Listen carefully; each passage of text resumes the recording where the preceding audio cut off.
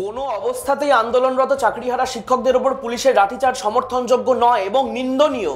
কিন্তু কেন কসবার ডিআই অফিসে পুলিশকে তা করতে হলো?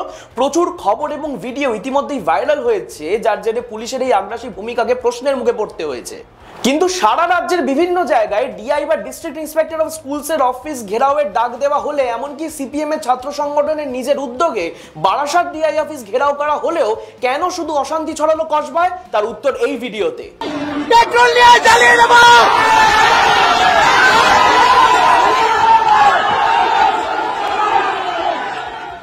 কসবার ডিআই অফিস ঘেরাও করতে আসা এই ব্যক্তিরা বলছে পেট্রোল ঢেলে একটি সরকারি অফিসকে জ্বালিয়ে দেবে, আর এরপর পুলিশ সদর্থক ভূমিকা নেবে না। কসবায় পুলিশকে আক্রমণ করা হলেও পাল্টা দেবে না তারা?